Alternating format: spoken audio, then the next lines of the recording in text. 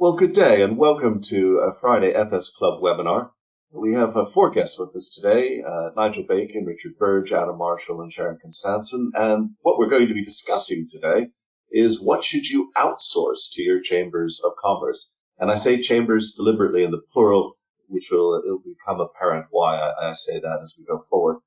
Chambers of commerce, as we know, have had a tremendously important role over many years, but they are quite different in different jurisdictions, and they do different things. And I often feel that businesses seem to overlook a great opportunity on their doorstep to actually outsource some core functions about trade. And that's the message we hope to get across today.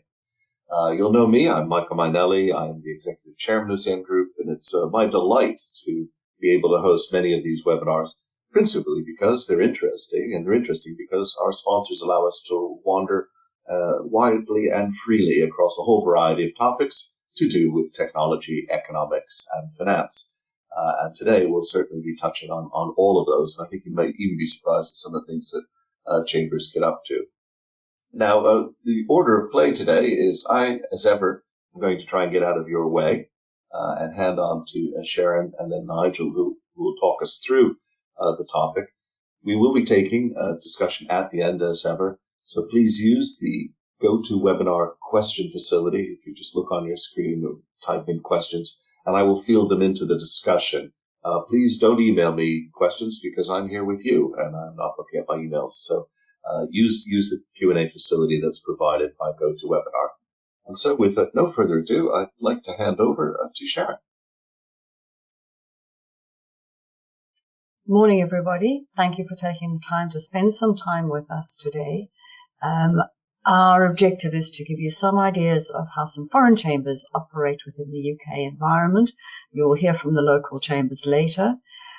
There are approximately 40 foreign chambers that are located in the UK offering bilateral services with their own countries. My role at the moment between those chambers and my own is I'm chairman of the South African Chamber of Commerce, but equally chairman of the Council of Foreign Chambers of Commerce, which represents about 40 odd chambers that come from various trading nations of the UK. Each of these organizations have their members that are either from their own country located within the UK, or they are from the UK interested in trading with the country in question. So today we've got representation from Nigel, who is representing the Canadian Chamber of Commerce, and myself representing the South African Chamber of Commerce. Most of these bilateral chambers are based in London. Not that that makes any difference to any of us anymore, because we can't even move around London as of midnight tonight. Many of these chambers do have regional offices, which obviously correlate with the British Chamber of Commerce that has equally the same kind of footprint.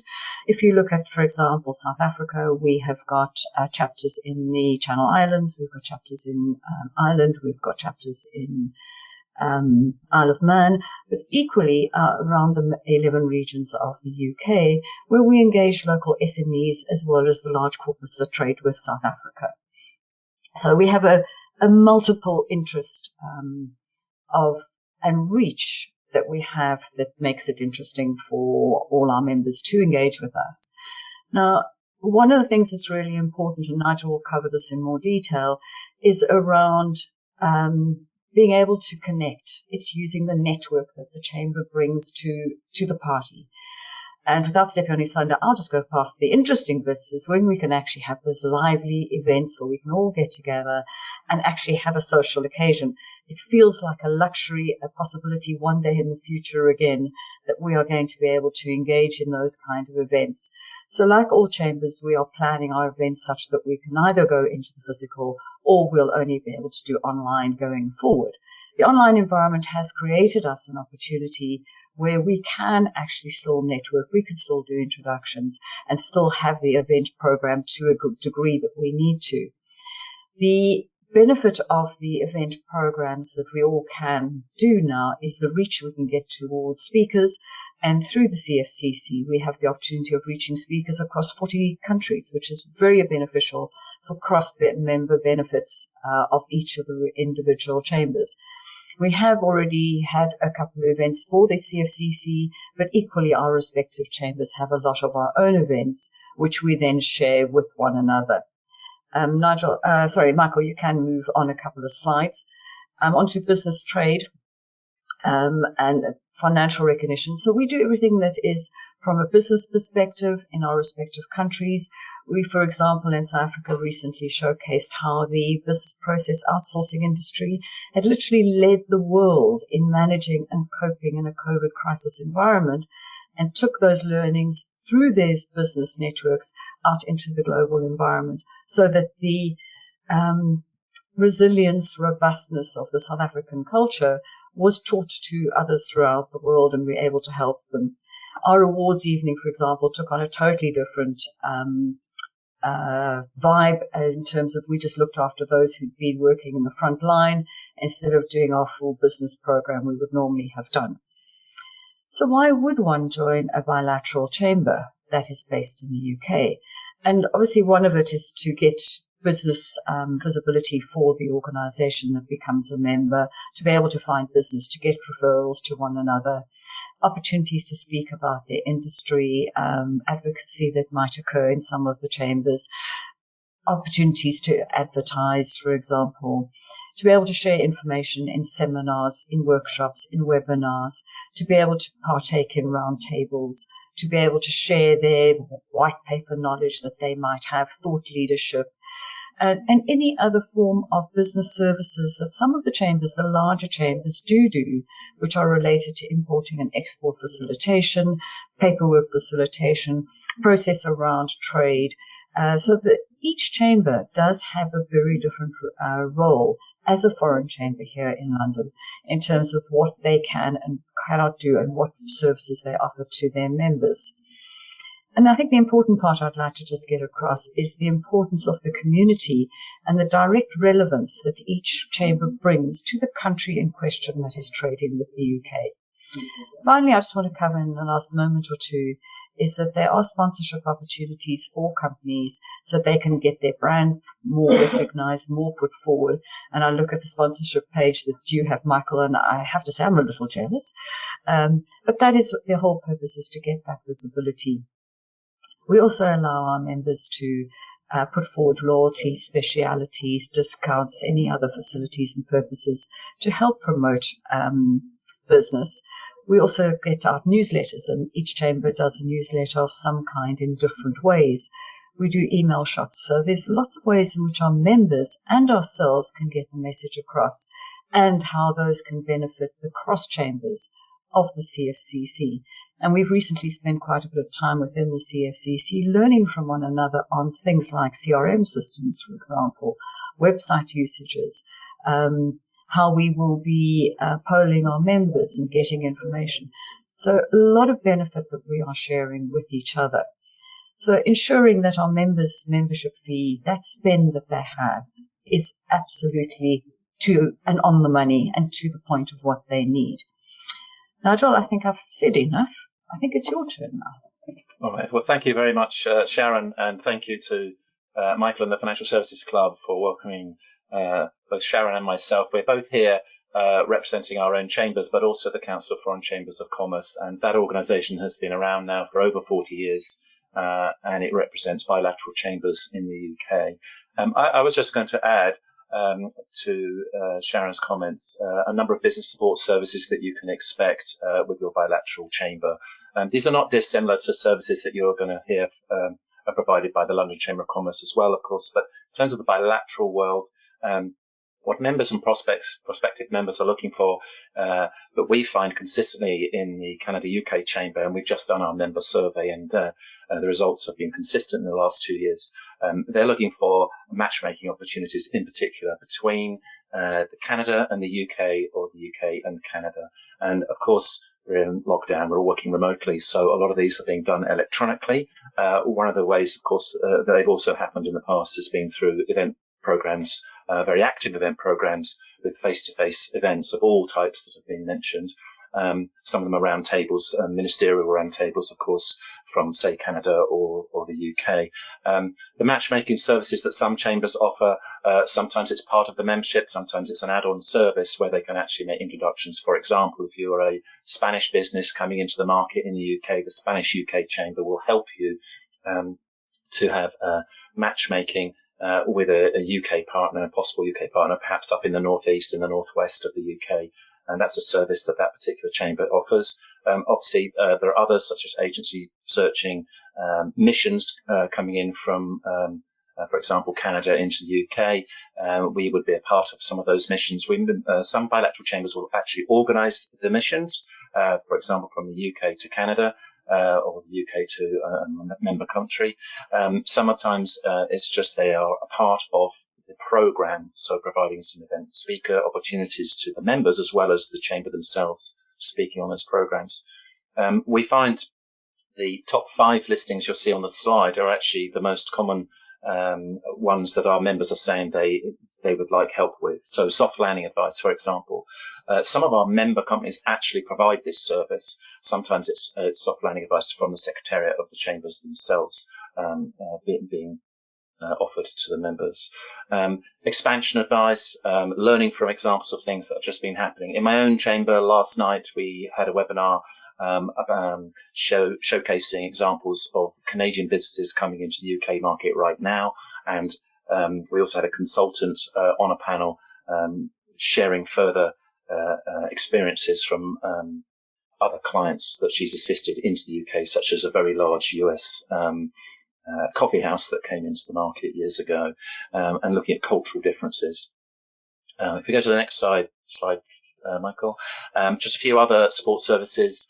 Sales meetings, help with sales meetings came up quite highly in our recent member survey, and we can assist with that, whether it's just setting up introductions or whether it's actually hosting sales meetings in the old-fashioned face-to-face world. Some chambers will actually have space for that. Legal and taxation assistance that can be provided by the chambers themselves, or it can be their members who actually offer those services. Translation is another, particularly in my chamber, those who are looking to translate into French, for example, for Quebec province. We have businesses that will provide that service. Some chambers are large enough to have their own office and meeting facilities. A lot of chambers will assist with trade fairs in their host country and in the UK, opportunities that their members and prospective members might want to take up on. And it could be that they are just explaining where these trade fairs are. It could be when these trade fairs are, but it could also be help with design. It could be that they take a stand as a chamber and then from that stand assist member companies in their messaging out and their networking. Sharon mentioned that some are offering certification services. For example, I think the Arab British Chamber does this. Not all bilateral chambers do certification. Some are offering a human resources service. For example, the French Chamber in London has a big HR department. Some are offering mentoring, and that's particularly important to SMEs, startups, and so on. And you may find that your chamber can assist in that. And of course, it also gives a platform to you as a member to actually offer these services yourself to the membership. Next slide. Well, it's just our contact details. So that's myself. I'm the CEO of the Canada UK Chamber of Commerce. I've been there for 15 years. We, as a chamber, are based inside the Canadian High Commission in London in Canada House, when we're all allowed to work there. That's fairly unique in the Canadian bilateral chamber world. But we are linked in with other Canadian bilateral chambers around the world, as well as, of course, linked into chambers across Canada. So thank you for your time, and I'm very happy to take questions. Sharon and Nigel, thanks very much. We're just going to now take another look at chambers, which is a very rich ecosystem. And I'm going to hand the floor to Richard Burge, who's CEO of the London Chamber of Commerce and Industry. Richard. Great. Thank you, Michael. Thank you, everyone. So briefly about what we do and why we're here. We're the London Chamber. So we look at London not just as a rich, complex, multi-dimensional city. We look at London as a world city, not only with responsibilities to the UK, but also to many countries beyond. So people should belong to us and do belong to us because they are here because of the vibe of London. It may be because they're an international business. It may be because they're actually running a nail bar. And the reason they are in London is they want to be part of the vibe of this great and extraordinary and diverse city. So that's why people belong to us, and they belong to us primarily to meet other businesses with whom they can do deals and create partnerships and trade a lot. So we provide the various services, we provide documentation services, we're moving into customs declarations, which is a new joy for all British exporters to the European Union that's about to be visited on them on the 1st of January. And we're also moving into issues around immigration and ESG certification as well. We've reformed our membership structure. We've got a radical reform. It will be free. So you will join a platform which is free to access, and then you can buy the various services that you need. So you won't get a lump sum. You just literally buy the things you need off us. Whether it's documentation, participation in sector groups, use of our members' lounges, which are expanding all over London and for which we're now setting up relationships with other chambers in other major world cities. But in the end, our prime purpose and our purpose is to be a voice for London and to make sure that London is an agent of change, of positive change through its business life in the world, that through prosperity, that we create hope and equality and fairness and a more sustainable world, and we contribute to the global goal of peace. Trade, in the end, creates peace. And every business that trades needs to know and needs to feel very strongly that it is part of that endeavour for global peace in a very fractious world. We are also, finally, the advocate for London and advocate for London businesses. I mean, I spend a lot of time on the TV, not nearly as much as Adam, who's going to speak to you in a minute, does, but we are part of the voice of business. We try and make sure that government understands that business isn't just a single entity. There's a multiplicity of different issues, a multiplicity of different perspectives on key policy issues, and to make sure that then government decisions are well informed and well based on evidence. So finally, our job is to be London. Our job is to project London to the outside world and to enable the outside world to come to London.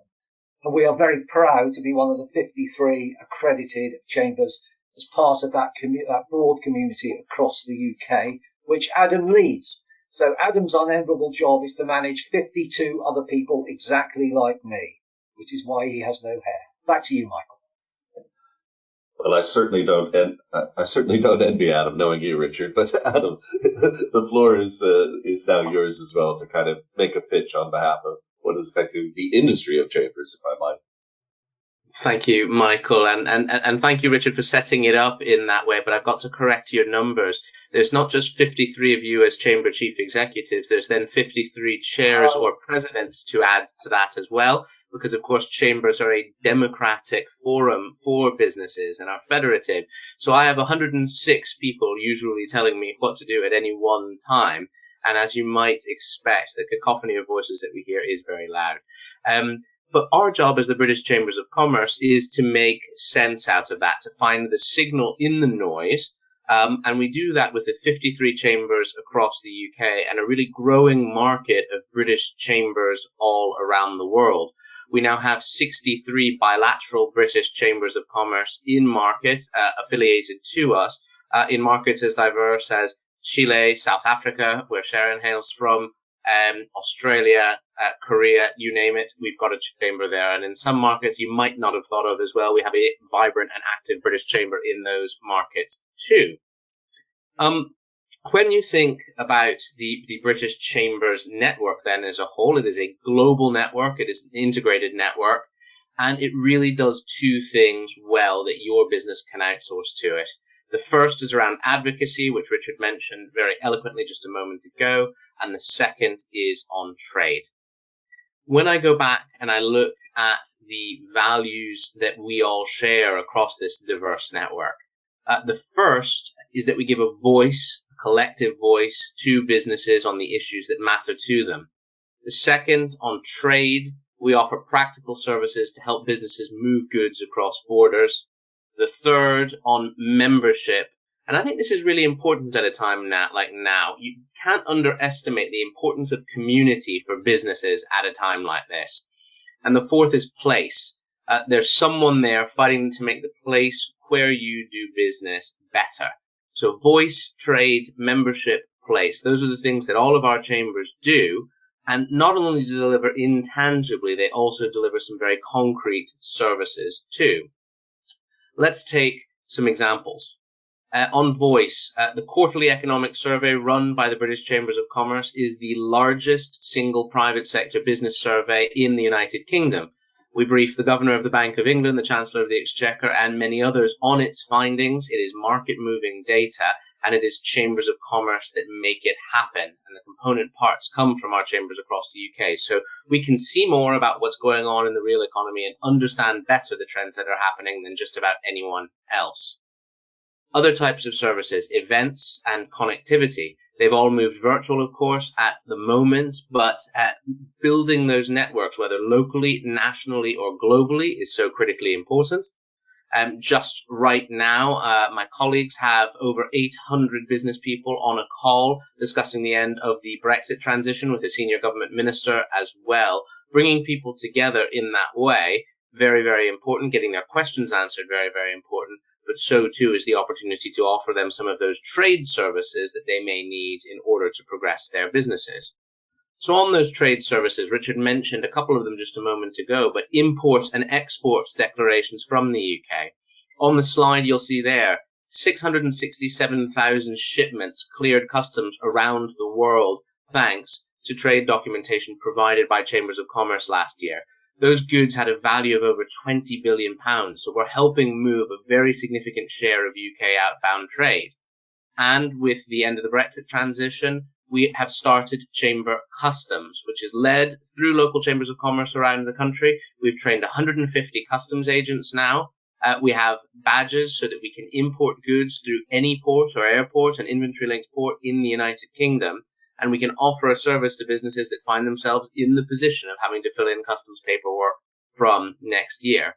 So there's the intangible of advocacy and the very tangible of trade support that go together. Right now, what are the things we're focusing on? On the advocacy side, supporting businesses through COVID-19 and getting the kind of immediate financial support that businesses need as they're facing restrictions. Support around the end of the Brexit transition and helping businesses make the adjustments that they need, regardless of whether there is a deal or no deal. And then looking to the future, how do we restart, rebuild, and renew the UK economy once we come out of this, unfortunately, longer than expected tunnel that we find ourselves in at the moment. So a lot on the agenda, both on the practical side and on the advocacy side. Michael, on that, I'll hand it back to you. Well, thank you very, very much, Adam, and Nigel, Sharon, and Richard. We've got a few questions and comments here to get through. First is from David Lansman, and he makes a comment here. Can I put in a plug for the small foreign chambers? I'm, among other things, chair of the British Serbian Chamber. We don't have lots of paid staff, but the smaller and more opaque the market, the more a chamber can fill a gap with insights and trusted contacts. Thank you for that, David. Roger Abbott, who is chairman of the Felixstowe Chamber of Trade and Commerce, asks, how can smaller chambers, such as Felixstowe, access services of international chambers, and what services could they provide for smaller independent traders? Who would like to take that one?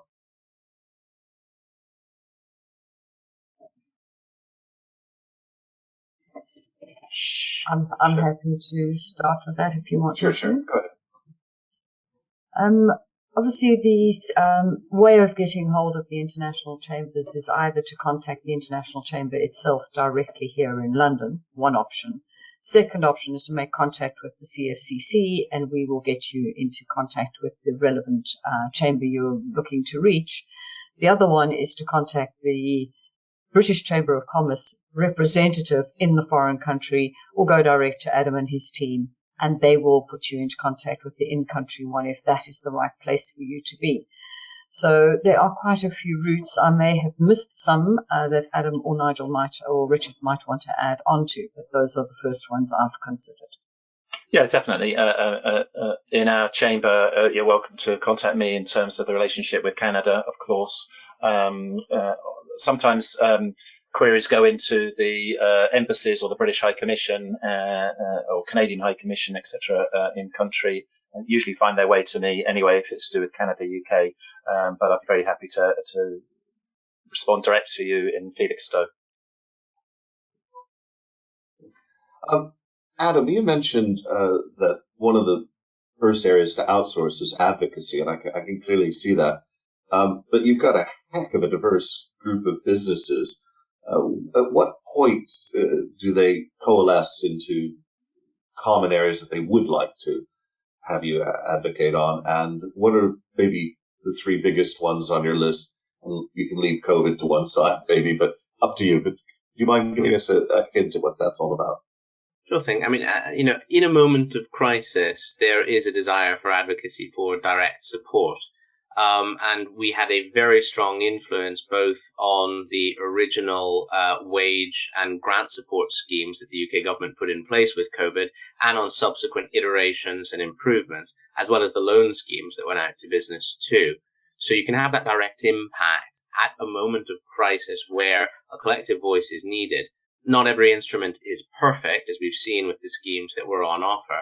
But because of chamber engagement and because of real-world engagement, they're a damn sight better than they would have been if it had just been designed in Whitehall.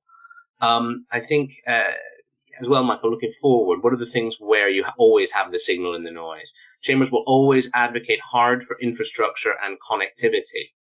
Right now, connectivity is about reopening the air routes to our markets around the world with a safe, pre-departure testing regime and getting rid of quarantine so business people can begin to move around successfully again. But in the longer term, it's about the expansion of our infrastructure and making sure we have the infrastructure required in order to be a modern trading country. We all agree on human capital as well. So the importance of upskilling and retraining the UK population, making sure that we have the people required both here and through the migration system that will get us to a point of great competitiveness for the future. And we all agree too on the importance of trade and the importance of every effort and every step being taken, not just to get a good Brexit deal, well, a Brexit deal of some description at this stage will do just fine, I think, to get that deal, but also in terms of discussions with other markets around the world. It's almost not always trade agreements that are the most important thing. In fact, it's about helping businesses connect up via chambers and via the use of UK posts around the world so that they can actually do business together, regardless of what the agreements are in place between countries. Michael, if I may, well, just to add to what Adam said, that's absolutely right. A couple of additions. One is all the chambers across the UK participate in a quarterly economic survey, which has got to be one of the most comprehensive assessments of the sentiment of British businesses across the board. But the advantage it has, because it's the chamber network that's doing it, we all get elective questions which are about our particular region or our particular place. And the result of that is you get this incredibly rich body of evidence, which enables us to deal with politicians in a way I don't think any other set of businesses organisations can do. We can reflect the complexity of a situation from a business point of view with hard evidence. We don't stand up there. We are not a dogmatic organisation with a particular ideology to follow, and we gather evidence that supports our ideology. We're constantly going back to source, and that's true of chambers across the world. Go back to source, find out what businesses are thinking, find out how their sentiment is changing, and reflect that with all its glorious complexity back to the corridors of power. And I think the second thing has to do with, as like say, moments of national emergency, which are becoming more and more frequent for one reason or the other. It's becoming a body around which people feel confident they can go and relate and share their problems and share their solutions with each other. And so we become not just a body of advocacy, we become a body of self-help as well, which I think is hugely powerful in this world. I do want to turn to some of the questions and also a few discussion points that I'd like to raise with you. But just before I do that, Richard, could you in 30 seconds describe the Carne System? Because I think a lot of listeners here won't be aware of that important piece of actual hard work as opposed to just sort of PR and advocacy. Yeah, so the Carne System and most chambers around the UK issue this, and it happens for historic reasons. The London Chamber manages the process on behalf of all the chambers in the UK. is basically the ability to temporarily take kit into another country without paying some sort of holding tax or customs duty. And the carnet basically is a promise that you will take it out of the country when you finish using it and won't quietly sell it on the side. So we provide through all our colleagues this carnet, which the carnets you buy, which enable you to do that. So you can imagine the big users of this are the Formula One teams who used to travel the world a lot more than they do at the moment. But film crews, film processing, people going to exhibitions, trade events. That's the system it's used for. And it's a very powerful system. It's run by a central committee sitting in Paris, just happens to be chaired by one of my colleagues in the London Chamber. But it's one that all the chambers are involved in and is very much part of the chamber system. Great. Well, I can't imagine I'd accidentally leave a Formula One car behind. But anyway. Well, you might try to sell it, Michael, or like Indeed. Right. Great. Just moving on. The Chamber of Commerce here, now, you're different in many ways from government, academic, or other sort of advisory, commercial advice I might get. Why are you potentially superior to government or academic or consultancy advice? Everybody's selling to everybody all the time, and you have an interesting and special position. Adam, to you. Well, it's very simple. We are a trusted third party and we operate on a not for dividend basis.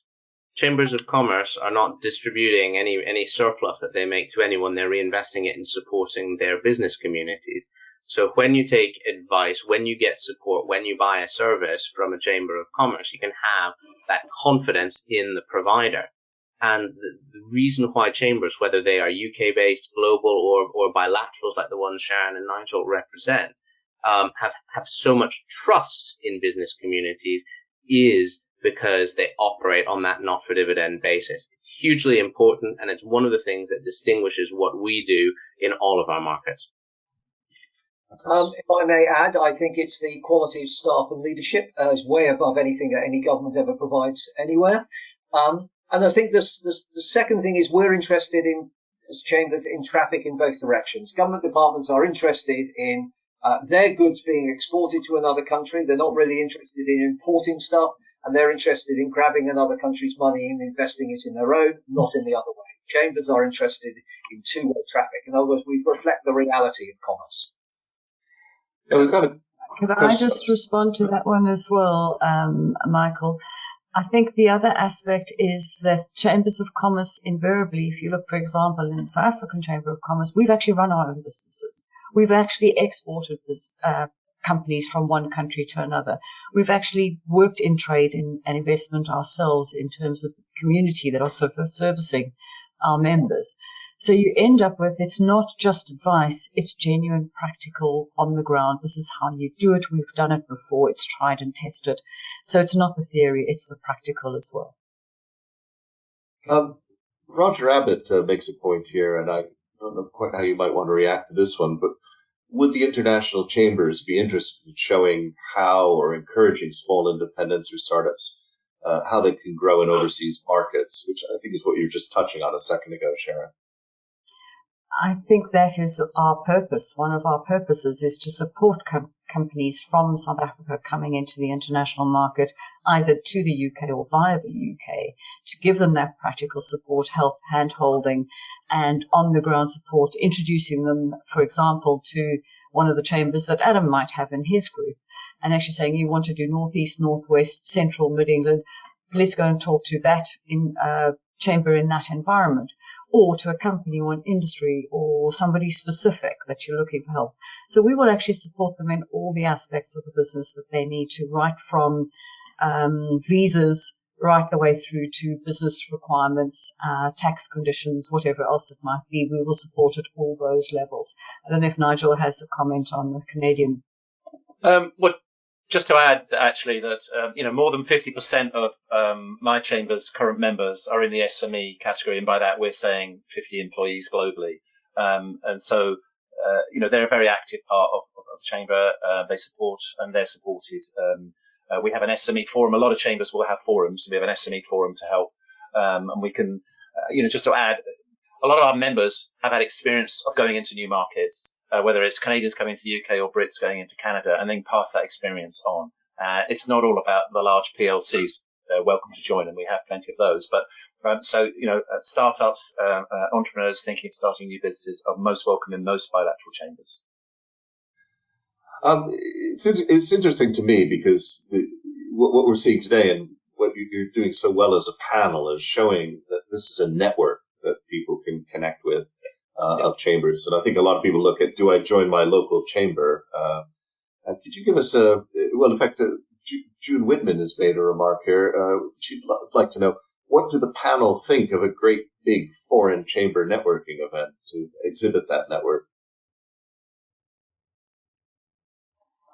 Well, Sharon, the Council of Foreign Chambers would be delighted to deliver something. I mean, actually, Adam was our guest speaker in July. In fact, I think about a dozen bilateral chambers participated in that event.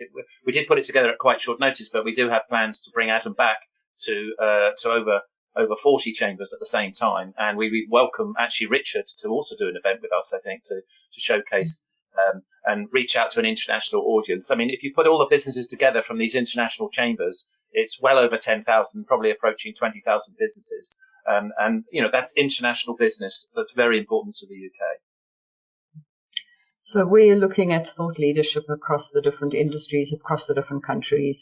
We're also looking at holding an annual event as soon as we are allowed to. It is on the agenda. We were hoping for it to be in the first half, middle of next year. It may not be just due to external circumstances. So pulling together events is definitely useful. But then also we link into, for example, the trade conference that is done by the BCC. And we are able to support our members attending those events as well as ones that we will pull together. So it's using this network for our members for greater benefit.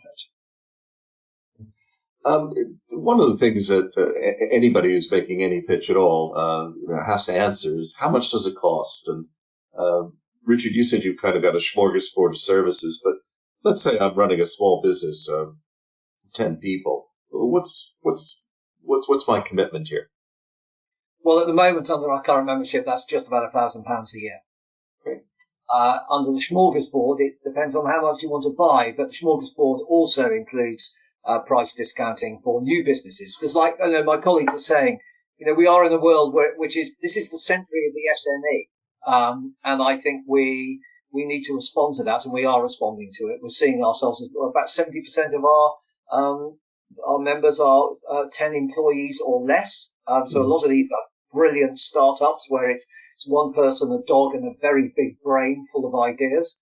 And we want to support those. So I think we will, like a lot of people, provide much bigger discounts for people who are at the starting point of their journey. Sharon, Nigel?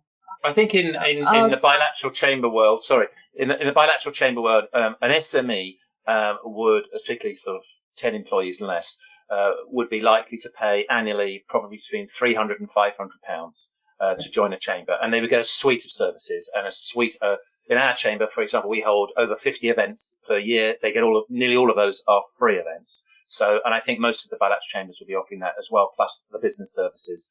There may be some services that they have to pay a little bit extra for, such as the matchmaking, if it's very time intensive, or market reporting. But that's a sort of fee that an SME could expect to pay, I think, in a bilateral chamber.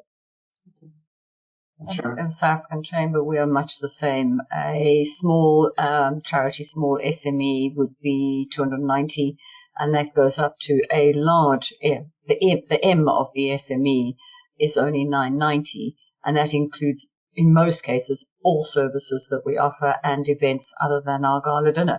So it gives you the opportunity to have a right-hand man there next to you when you've got a question that you don't have the answer to. And it's for us to help them find that answer. And Adam, any thoughts from a kind of a national perspective?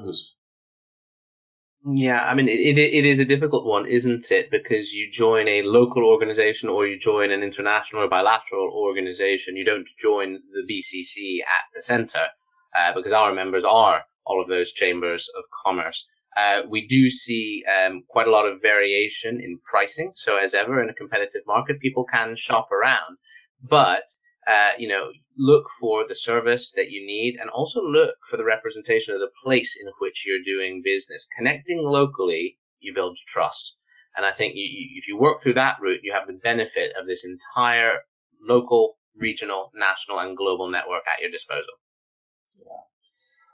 Yun Chang would like to know, what are the main income sources of a chamber? Is it just the membership fees? And how many staff might you have in a bilateral chamber? Just a feeling for size. In a bilateral chamber... Sorry, Sharon, go ahead. In our bilateral chamber, we have, pre-COVID, we had 7 staff. So I think most bilateral chambers would have anything from 2 to 10. The larger international bilateral chambers, I think the French chamber have up to about 30, the German chamber up to about 30. That sort of number in the Secretariat. Sharon? Some of the chambers on the smaller side have no permanent employees. They are held together by businesses, by the SMEs themselves. So you have the complete range from nothing, but you have the voluntary workers, and voluntary workers can be anything from 3 to 25 plus voluntary workers who are putting in their time to deliver those services for the chamber. So it depends, and also it depends on how we link to our sister chamber from the BCC that are international, and those I think range from, in our experiences, between 2 and 8 people on the in-country side from the BCC. And in terms of revenue and income, so you were mentioning, chambers, bilateral chambers, the income is coming in obviously from subscriptions. The balance of these can be different actually according to which chamber, but in our chamber, subscription income, event surpluses, publications, advertising, these are the main sources of income for us. Some business services also are bringing in income. Got time for just 2 more questions. Robert Woodthorpe Brown, who I think is known to 1 or 2 of you, actually was the deputy chairman of the very first instantiation of the British Chamber for the Ukraine. Which is interesting. He's got background on this, but he points out that in French-speaking countries, Germany and other continental countries, it is mandatory for large companies and SMEs to belong to a chamber of commerce. In fact, I personally have experienced this because I've been doing a lot over the years with the Handelskammer in Hamburg and more recently in Fulda. Do you believe that this would substantially benefit the UK were we to go down that route? Adam, I think that probably falls to you. Yeah, it does fall to me, I'm afraid. What I would say is this. In countries where you have compulsory membership of chambers of commerce, a couple of different conditions usually apply. The first is that their political culture tends to be relatively consensual and stable, and initiatives started by one colour of administration tend to survive into the next colour of administration. The UK is not known for that. Indeed, things here in this country aren't known to survive through a single administration of any political party or type. We're too short-termist. We chop and change things too much. And I think compulsory membership, from our point of view, is one of those things that could be started by one and undermined by another very quickly. I think the second thing, though, is it changes the nature of what the organization is. When I look around our vibrant network of UK chambers of commerce right now, people are there because they want to be there. We've got 1,700 staff. We've got over 500 non-executive board directors who give up their time for free in order to help run these chambers of commerce. And they have a really strong commitment both to place and to their business community. If you just become effectively public sector or tax-funded vehicle, your very nature and your very culture can change. So for those who think that it might be a relatively simple thing to do, I think it might change something very fundamental and possibly to the detriment of what we get out of our chambers of commerce. So policy transfer, I'm never a big fan because people normally don't know the context. So take the German example just to finish up, Michael. The compulsory nature of the German chamber network, of course, has been in place since the end of the Second World War and has its roots in the guilds of the Holy Roman Empire 700 to 800 years ago. That's continuity for you. If we make 7 to 8 months in the UK with continuity on a government initiative, you're doing really well. Interesting. Short-termism bites. Right. Just wanted to conclude on, there are a lot of other questions that we could easily go through here, but I'd just like to conclude on a point that five of us wanted to touch on, and this is the idea, and Richard, I'll turn to you to start this. In a world where trade is becoming weaponized, what do you think we're looking at going ahead, and the role of chambers in it? Well, I suppose something I've been watching, because before this I was involved in Commonwealth trade, and before that on international conflict conciliation for the Foreign Office. I think in that period we've seen an increased fragmentation of global trade agreements. So that started with the failure of the Doha round to create some sort of global comprehensive agreement. It's basically resulted in lots of bilateral deals going on. It's had things like particularly the Chinese and the Russian governments trying to split pan-country trade organizations like ASEAN and the EU.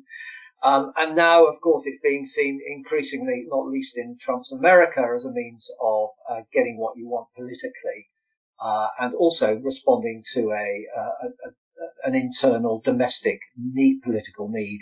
And largest political need, of course, is to get re-elected. So I think we're starting to see trade as just becoming part of the weaponry, part of the arsenal that politicians put in place. Therefore, I think there is a role for the chamber community across the world, and as a genuine community, to try and promote and to try and get us to stick to the premise that free and fair trade is good. And this is not something upon which we should seek to have a battle. It's something we should seek to have a discussion about, and we should actually get right, not least for those countries who are currently at the bottom end of the trading ladder and the bottom end of the wealth ladder. Adam, Sharon, Nigel, I'm getting thanks, which is always a warning that I better draw things to a close. But would any of you like to make a final remark of some form? Sharon, I'll let you have. Thank you very much.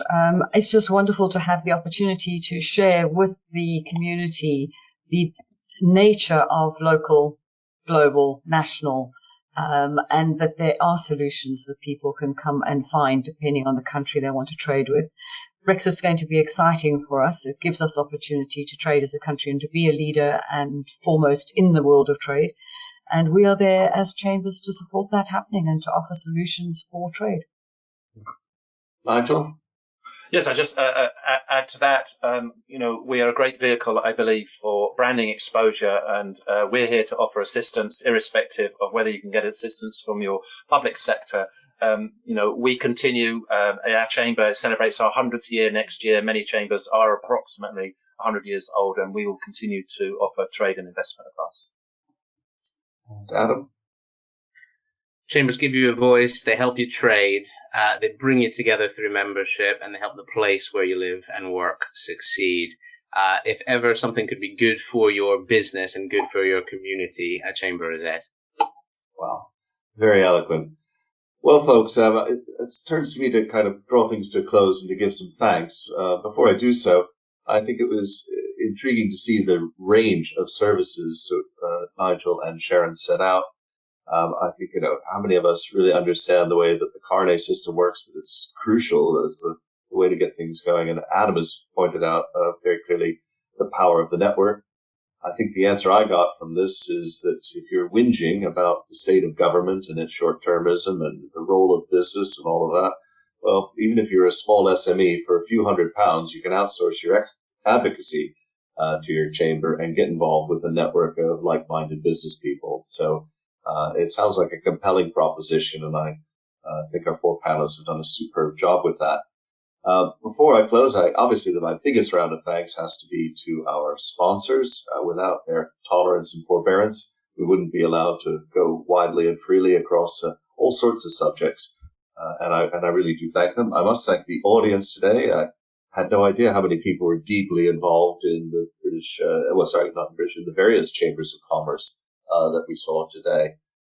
Looking ahead, we've got some fascinating webinars next week. We're going to be looking at machine learning as conducted by Alvarez and Marshall over in America.